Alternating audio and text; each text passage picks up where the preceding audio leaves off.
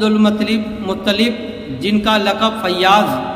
اور دوسرا مطعم الطیر السما تھا، یعنی اڑتی چڑیوں کو کھلانے والا،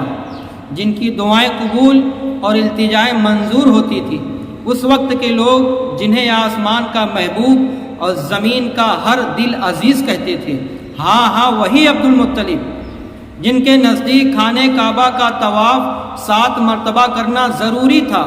ننگے ہو کر طواف کرنا حرام تھا، اور شراب خوری، محرم عورتوں سے نکاح کرنا حرام تھا، اور نذر کا پورا کرنا واجب، اور لڑکیوں کو زندہ دفن کرنا جرم عظیم سمجھتے تھے۔ وہی عبد المطلب ہیں کہ ان کے نظریات عقائد اتنے مقدس پاکیزہ تھے کہ اسلام اور شریعت مصطفیٰ صلی اللہ تعالی علیہ وسلم نے انہیں قیامت تک کے لیے جاری و ساری کر دیا۔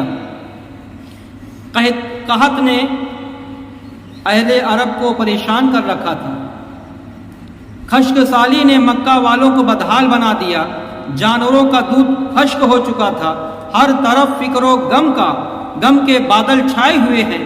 ہر سمت خوف و ہراس پھیلا ہوا ہے، انسانی چہروں پر زردی نمایاں ہو چکی ہے اور جینا مشکل ہو گیا ہے۔ مکہ والے جمع ہوتے ہیں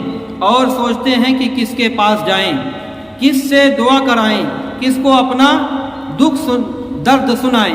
سب نے چاروں طرف نگاہ اٹھائی تو اپنے گرد و پیش دیکھا کہ کوشش اور جہاد میں تلاش کیا، آخر نظر ہی پڑی تو محمد مصطفیٰ صلی اللہ تعالی علیہ وسلم کے دادا نگاہ اٹھی، ان کے دادا اکرم پر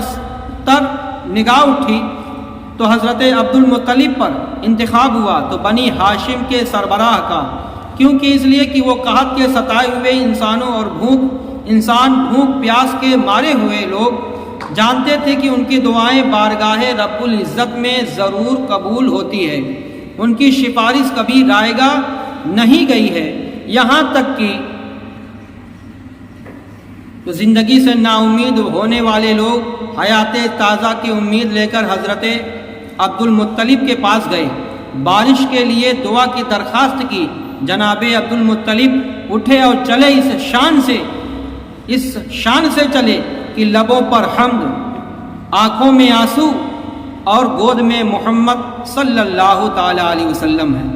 کوہ ابو قیس پر پہنچے،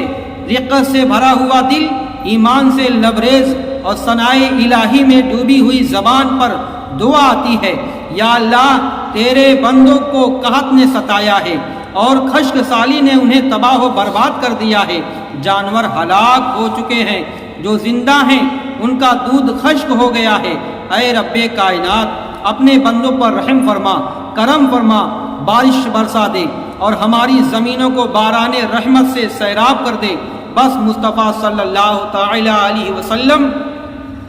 کے جد امجد کے دستے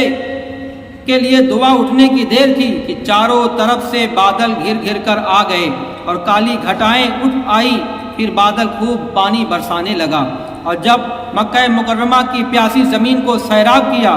تو حضور کے چچا ابو طالب کے پاس بھی اہل مکہ قحط اور خشک سالی کی شکایت لے کر آئے تھے، تو انہوں نے نبی اکرم صلی اللہ علیہ وسلم کو ساتھ لیا تھا۔ ایک وقت دادا کے وقت میں قحط سالی پڑی ہوئی تھی، سوکھا پڑا تھا، تب لوگ آپ کے دادا کے پاس آئے تھے، اور ایک وقت اور سوکھا پڑا جب آپ کے چچا کے پاس ابو طالب کے پاس لوگ آئے تھے، تو انہوں نے نبی کریم صلی اللہ علیہ وسلم کو ساتھ لیا۔ ابو طالب نے حضور اکرم صلی اللہ علیہ وسلم کو ساتھ میں لیا